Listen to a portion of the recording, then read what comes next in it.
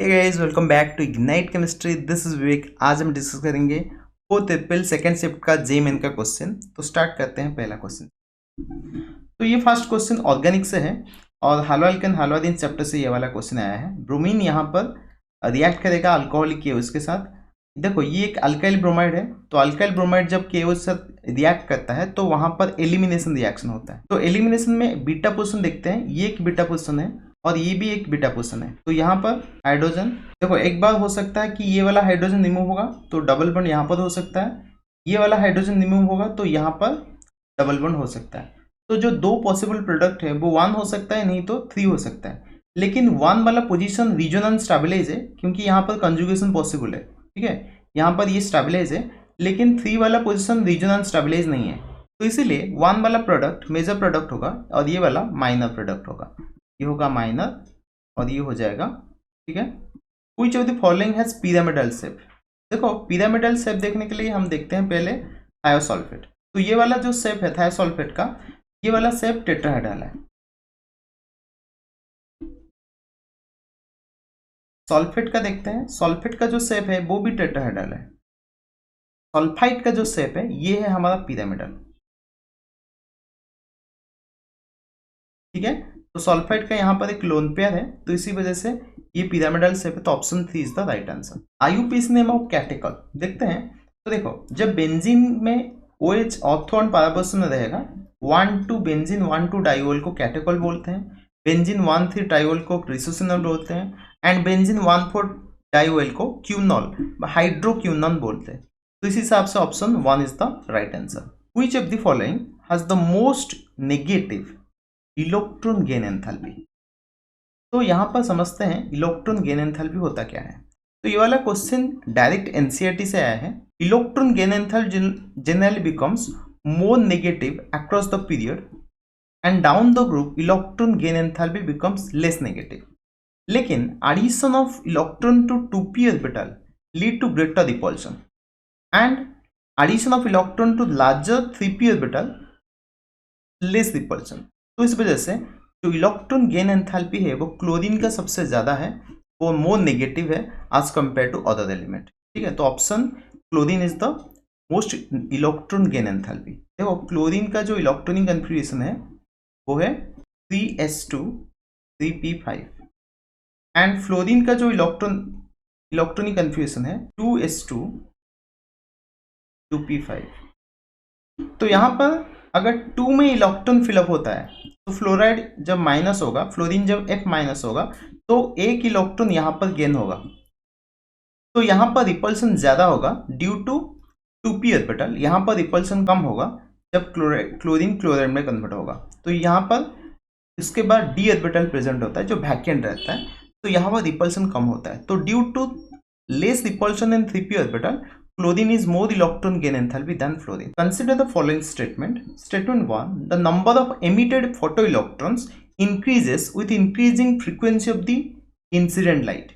ये वाला statement actually wrong है क्योंकि जो फोटो इलेक्ट्रॉन होता है उसका एमिशन फ्रीक्वेंसी के ऊपर नहीं, एम्पलीट्यूड के ऊपर डिपेंड करता है। लेकिन जो सेकंड स्टेटमेंट है, kinetic energy of the emitted photo electron increases with increasing frequency of the incident light, ये वाला स्टेटमेंट राइट है, ये वाला स्टेटमेंट रॉन्ग है। Statement 1 is false, statement 2 is true, तो ऑप्शन 2 इज द आंसर। ये वाला क्वेश्चन हमारा डायरेक्ट एनसीईआरटी से पूछा गया है। यहाँ पर लिखा है the kinetic energy of this electron increases with increasing frequency of the light, और यहाँ पर लिखा है the number of photo electron ejected is proportional to the intensity और ब्राइटनेस ऑफ द लाइट। जो इंटेंसिटी होता है वही होता है amplitude. Arrange the following in increasing order of first ionisation enthalpy, aluminium, gallium, indium, thallium, boron. तो ये boron family का है। बोरॉन के बाद आता है एल्यूमिनियम, एल्यूमिनियम के बाद आता है गैलियम, गैलियम के बाद इंडियम, इंडियम के बाद थैलियम। तो देखो, डाउन दो ग्रुप जाएंगे ना तो साइज इंक्रीज होगा, fast ionisation enthalpy becomes less. लेकिन यहाँ पर due to d orbital, low poor screening effect of the d orbital, जो गैलियम होता है उसका कंपेरेटिवली ज्यादा होता है हमारा एल्यूमिनियम से। तो ये वाला जो क्वेश्चन है ना, ये डायरेक्ट एनसीईआरटी से आया है। तो यहाँ पर एक क्वेश्चन दिया गया है, fast ionisation enthalpy value, in kilo joule. तो देखो सबसे ज्यादा होता है बोरोन का, क्योंकि सबसे छोटा साइज होता है, तो इसीलिए यहाँ पर इलेक्ट्रॉन गेन एंथैल्पी सबसे बोरोन का ज्यादा होता है। उसके बाद होता है थैलियम का, ठीक है, 589। तो बोरोन के बाद थैलियम क्यों होता है? क्योंकि वहां पर पुअर स्किनिंग इफेक्ट देखने को मिलता है, और इसी वजह से बोरोन के बाद होता है थैलियम। तो बोरोन, उसके बाद थैलियम, उसके बाद गैलियम, उसके बाद एल्यूमिनियम, उसके बाद इंडियम। तो ऐसा option 2 is the right answer. तो यहाँ पर एल्यूमिनियम गैलियम के बीच में जो गैलियम का फास्ट आयनाइजेशन एंथैल्पी ज्यादा है, वो due to poor screening effect of 3d orbital. 3d orbital में ट्रांजिशन एलिमेंट में पुअर स्किनिंग इफेक्ट होता है, जिसके वजह से गैलियम का साइज आज कंपेरेटिवली छोटा होता है एज कंपेयर टू एल्यूमिनियम। तो फास्ट आयनाइजेशन एनर्जी भी ज्यादा होता है। Find out the number of unpaired electron in d subshell for hexa aqua cobalt +3 ion. तो देखो यहाँ पर कोबाल्ट जो है वो +3 स्टेट में है, और यहाँ पर हमें पता होना चाहिए कि जो वाटर है कोबाल्ट +3 के साथ वो एक स्ट्रॉन्ग फील्ड लिगैंड की तरह बिहेव करता है। तो water is moderately weak ligand. In case of cobalt +3 water act as a strong ligand. तो pairing of 3d electron takes place. As a result जो कॉम्प्लेक्स होता है वो कुछ इस टाइप का बनाता है। तो यहाँ पर कोबाल्ट में 3d में 6 इलेक्ट्रॉन होता है। तो water since is a strong field ligand, T2G का इलेक्ट्रॉनिक कन्फ्यूजन 6 होता है, Pg का 0 होता है, ठीक है। तो T2G में जो ऑर्बिटल होता है वहां पर सारे इलेक्ट्रॉन फुलफिल्ड हैं, कोई भी अनपेयर्ड इलेक्ट्रॉन प्रेजेंट नहीं है, इसीलिए नंबर ऑफ अनपेयर्ड इलेक्ट्रॉन 0 हो जाएगा। तो option 3 is the right answer. Cycloalkene के साथ रिएक्शन करके पहले तो यहाँ पर कीटोन दिया एल्डिहाइड, देन एल्डिहाइड कीटोन को बी के साथ रिएक्ट करेंगे तो हमें मिलेगा salt of carboxylic acid with aldehyde. देखो यहाँ पर जो रिएक्शन के लिए रिएजेंट नीचे दिया गया है, तो देखो अल्किन के साथ जब हम ओजोनोलिसिस करेंगे तो यहाँ पर ओजोनोलिसिस होता है ओजोन के साथ जिंक वाटर। तो यहाँ पर मैं पहले ओजोन जिंक वाटर दूंगा तो ये बन जाएगा।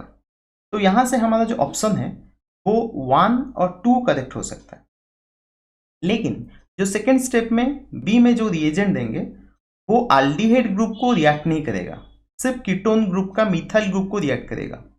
तो ऐसा एक रिएजेंट है iodine in presence of sodium hydroxide, उसको बोलते हैं आइडोफॉर्म टेस्ट। और ये आइडोफॉर्म टेस्ट सिर्फ मिथाइल कीटो ग्रुप में देखने को मिलता है, और ये मिथाइल कीटो ग्रुप का जो मिथाइल ग्रुप है वो ऑक्सीडाइज होके सॉल्ट बनाता है, सॉल्ट ऑफ कार्बोक्सिलिक एसिड।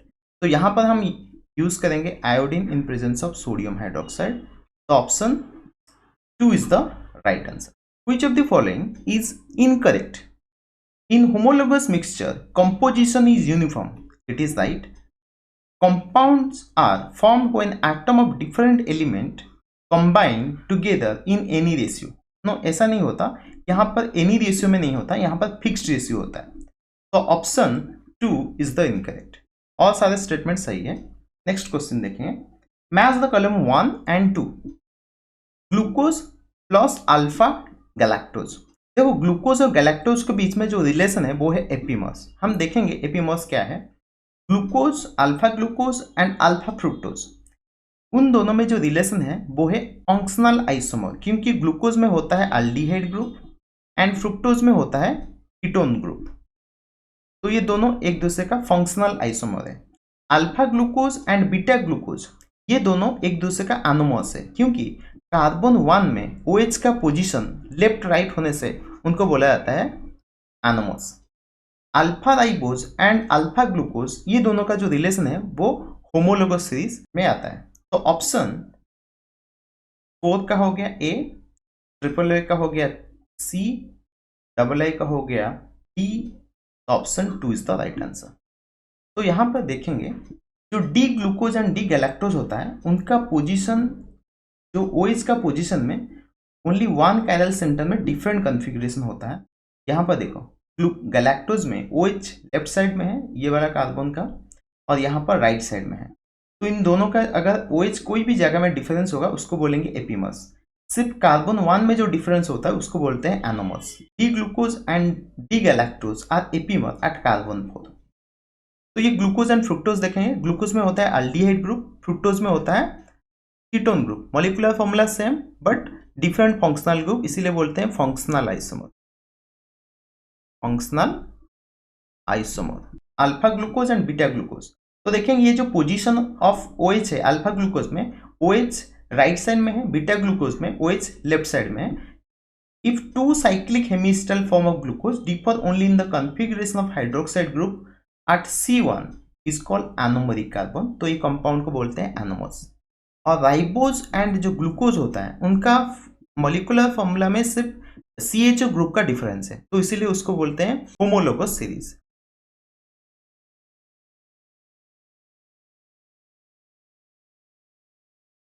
ठीक है। Arrange the following anion in decreasing order of their stability. देखो जो स्टेबिलिटी है, पहले तो ये जो कंपाउंड है यहाँ पर साइक्लोप्रोपाइन अनायन, ये है साइक्लोब्यूटाइन अनायन, एंड ये है साइक्लोपेंटाइन अनायन, एंड ये है साइक्लोडाइपेंटाइन अनायन।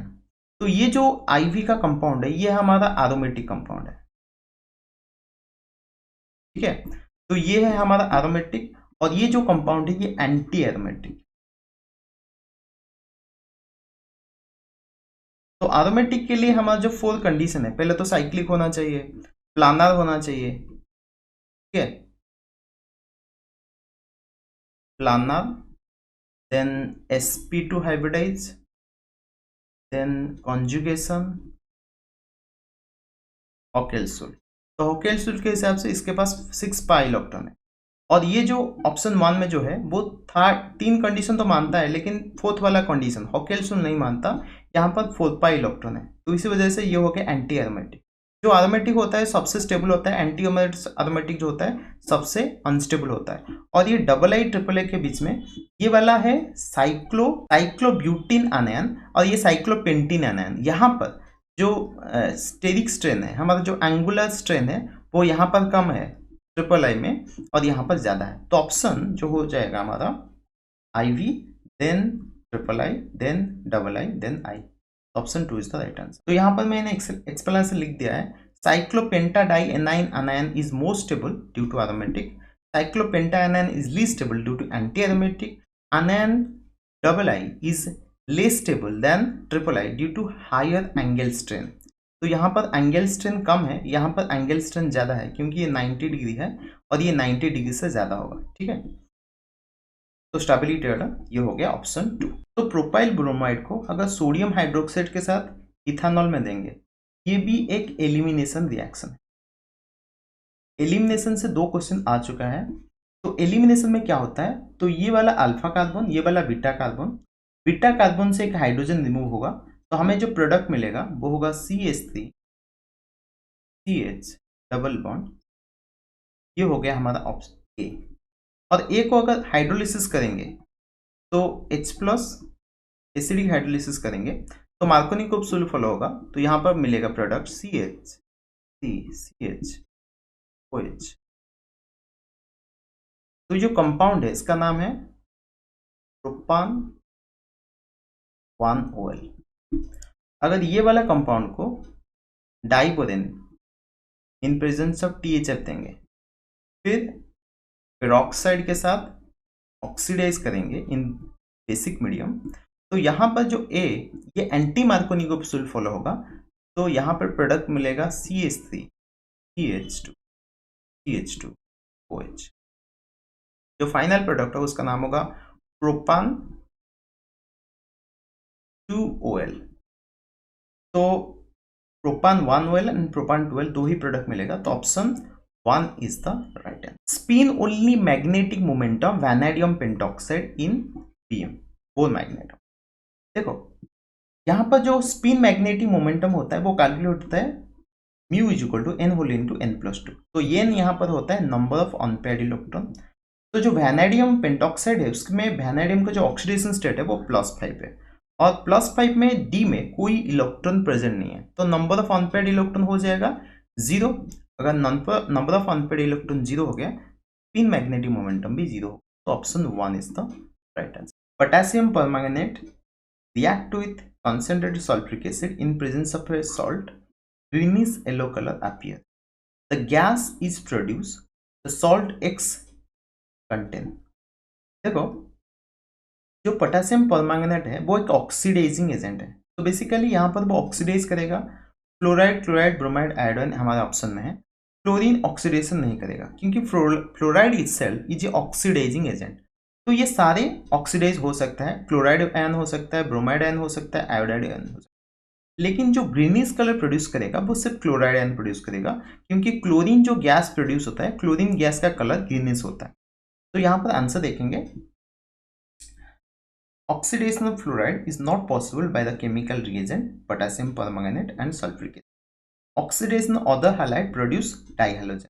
कोई भी अदर हाइड्रोजन जैसे क्लोरीन, ब्रोमीन, इसको हम ऑक्सीडाइज होगा तो क्लोरीन गैस रिलीज होगा जो ग्रीनिश येलो कलर होता है, ब्रोमीन गैस का कलर होता है रेड, आयोडीन का कलर होता है वायलेट। तो ये कलर से पता चल जाएगा हमें कौन सा गैस प्रोड्यूस हो रहा है। ठीक है, तो option 2 is the right answer. Question 15 में लिखा है, which of the following represent correct unit of slope of the graph between molar conductivity, lambda m, and concentration root of earth। तो देखो ये वाला क्वेश्चन हमारा एनसीईआरटी से लिया गया है।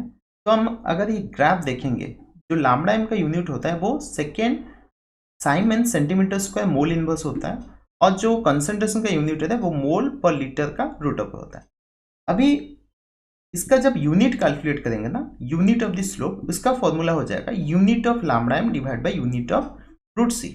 तो यहाँ पर वैल्यू पुट करेंगे और हम कैलकुलेट करेंगे। देखो जो कंसंट्रेशन है मोल पर लीटर है, और हमें पता है 1 लीटर 1000 सेंटीमीटर क्यूब। ठीक है, तो लीटर सेंटीमीटर क्यूब होता है, तो इस हिसाब से हम वैल्यू पुट कर सकते हैं। तो यहाँ पर यूनिट हो जाएगा मोल सेंटीमीटर क्यूब, मोल पर सेंटीमीटर क्यूब, पावर 1/2। तो ये अगर कैलकुलेट होगा तो हमारा वैल्यू निकल के आएगा siemens centimetre to the power 7/2 mole to the power -3। तो option 3 is the right answer. Question 16 में दिया गया है, which of the following is used as the absorbent in adsorption chromatography. तो इसका आंसर हो सकता है सिलिका जेल एंड एल्यूमिना। ये दोनों ही एक एडजॉर्बेंट है जो एब्जॉर्प्शन करवाता है। तो यहाँ पर option 4 is the right answer. तो ये डायरेक्ट एनसीईआरटी से लिया गया है। जो थिन लेयर क्रोमेटोग्राफी होता है उसमें हम यूज करते हैं adsorbent silica gel and alumina. ठीक है, तो option 4 is the right answer. Identify the correct product form in the following reaction. यहाँ पर दिया गया है वो एलाइलिक पोजीशन में प्रेजेंट है, और यहाँ पर दिया गया है डाईमिथाइल अमीन, और डाईमिथाइल अमीन के साथ जब रिएक्शन होता है ब्रोमीन का, तो यहाँ पर HBr निकल जाएगा। तो यहाँ पर हमें प्रोडक्ट मिलेगा ये वाला प्रोडक्ट। ब्रोमीन के जगह में हमें NCH3 N, उसके बाद 2HBr प्रोड्यूस होगा। तो option 3 is the right answer. तो ये यहाँ से आता है हमारा इंटीजर टाइप क्वेश्चन। तो क्वेश्चन जो दिया गया है, what is the number of pi and sigma bond present in two oxo hex 4YN oic acid. तो ये वाला कंपाउंड देखते हैं। तो ये है हमारा वो compound two oxo hex 4YN oic acid, और यहाँ पर number of sigma bond pi bond अगर कैलकुलेट करेंगे, सिग्मा बॉन्ड हो जाएगा 14, पाई बॉन्ड हो जाएगा 4, तो दोनों को मिलेगा 18। तो आंसर हो गया हमारा, find out the magnitude of heat for isothermal reversible expansion against external pressure 8 bar if the volume increased by 10 litre. तो यहाँ पर हमें कुछ चीज दिमाग में देखना है। तो ये है 10⁻⁵ 1 बार जो होता है 10⁻5 न्यूटन पर मीटर स्क्वायर, और 1 लीटर जो होता है वो 10⁻³ मीटर क्यूब होता है। और इस आइसोथर्मल प्रोसेस में जो डेल ई होता है वो 0 होता है। ठीक है, तो ये सारे डाटा तुम्हें याद रखना चाहिए। उसके बाद जो हमारा फॉर्मूला है वागडन का आइसोथर्मल इरिवर्सिबल एक्सपेंशन में W = -P external into del V. तो वैल्यू पुट करेंगे तो वागडन निकल के आएगा -800 जूल।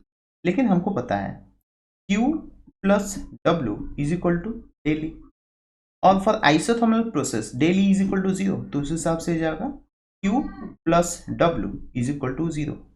तो यहाँ पर जो Q निकल के आएगा वो होगा -W, और W हमने कैलकुलेट कर रखा है यहाँ पर, तो माइनस इंटू माइनस हो जाएगा +800 जूल। तो आंसर हो जाएगा, जूल में पूछा है तो हो जाएगा 8,800 नहीं 8,000 जूल। ठीक है। What is the maximum amount of acetanilide formed when acetic anhydride in excess is treated with 18 gram of aniline. तो देखो ये वाला रिएक्शन देखते हैं। ये हमारा अनिलिन, ये हमारा एसिटिक एनहाइड्राइड।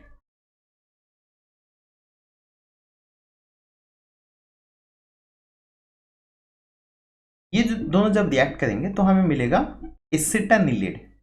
ये हमारा एसिटा। तो अनिलिन का जो मॉलिक्यूलर मास है वो 93 है, एसिटानिलीन का मॉलिक्यूलर मास 35 है। तो हमने जब इनिशियली लिया था वो 18 ग्राम ऑफ अनिलिन लिया था। तो 18 gram of aniline divide by 93 कितना हो जाएगा, मोल ऑफ अनिलिन। और एक मोल अनिलिन से हमें मिलेगा 1 मोल ऑफ एसिटानिलीन। तो ये इतना मोल में कितना मिलेगा, तो ये हो जाएगा 18 बाय 93 इंटू मॉलिक्यूलर मास है 135। तो ये जो वैल्यू आएगा 26.12। ठीक है। तो ये नियरली इक्वल टू 26 लिख सकते हैं। तो यहाँ पे what is the maximum amount of acetyl form पूछा है, तो हमारा आंसर हो जाएगा 26। तो नियरेस्ट इंटीजर पूछा है, तो नियरेस्ट इंटीजर 26 हो सकता है, 26.112 will. We have a complex Fe plus Cn having electronic configuration. According to crystal field theory, P2G5Eg0 in complex Fe NS3 complex CnY, then value of x plus y. तो यहाँ पर number of ligand पूछा है। तो basically जब iron complex बनाता है तो नंबर ऑफ लिगैंड मिलके होते हैं 6। ठीक है। तो ये आंसर हो जाएगा 6। Consider the following reaction at equilibrium at a certain temperature T kelvin कुछ Kc इज इक्वल टू 3 × 10⁻13। तो यहाँ पर रिएक्शन दिया गया है, sulphur dioxide plus half oxygen give sulphur trioxide. The value of Kc dash for the following reaction is A 10 to the power plus B in scientific notation. Find the value of A plus B. तब ये equation को equation 1 ले लेते हैं, ये equation 2 ले लेते हैं। तो इक्वेशन 2 से अगर हम इक्वेशन 1 से अगर 2 कन्वर्ट करेंगे तो इसको रिवर्स करना पड़ेगा। तो जब रिवर्स होता है तो Kc को हम लिख सकते हैं Kc dash is equal to 1/Kc, और उसमें 2 मल्टीप्लाई करेंगे और 2 मल्टीप्लाई करेंगे तो ये हो जाएगा स्क्वायर। और ऑलरेडी हमको पता है Kc का वैल्यू है 3 × 10⁻³ तो ये हो जाएगा 1/3 × 10⁻³ का स्क्वायर। तो ये हो जाएगा 1/9 × 13 का स्क्वायर हो जाएगा 13 × 2 26 10⁻⁶। तो ये वैल्यू होगा 1.11 × 10⁻। ठीक है। तो यहां पर पूछा है A क्या है एंड A प्लस B का वैल्यू क्या है। तो देखो यहां पर A है हमारा 1.11, B है हमारा 25 और दोनों को मिलाएंगे ये हो जाएगा 26.11। तो हमारा आंसर हो जाएगा 26.11। Maximum number of orbital possible when n is equal to 4 and m is equal to 0. देखो जब n 4 होता है ना तो फोर्थ सेल होता है उसका मतलब। अब फोर्थ सेल में कितना सब सेल होता है, एक होता है 4s 4p 4d 4f। ठीक है, 4 सब सेल होता है। फोर्थ सेल में हमें 4 सब सेल मिलेगा और हर सेल के लिए m इज इक्वल टू 0 क्या होगा। देखो यहाँ पर जो 4s होगा उसका m तो 0 ही है एंड 4p में एक ऑर्बिटल का होगा 4 इज इक्वल टू 0। तो ये हो गया 1 ऑर्बिटल, ये हो गया 1 ऑर्बिटल और यहाँ पर 4d में भी एक ऑर्बिटल 0 होगा एंड 4f में भी एक ऑर्बिटल 0 होगा। तो चारों को मिलाएंगे तो आंसर हो जाएगा 4। तो यहाँ पूछा है maximum number of orbital possible. तो यहाँ पर कितना पॉसिबल ऑर्बिटल है तो आंसर हो जाएगा 4।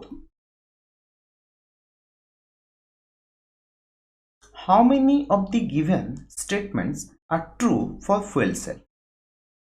It is a type of galvanic cell, is right. It is used for providing electrical power in space program. हाँ, हमने यूज किया था अपोलो स्पेस प्रोग्राम में।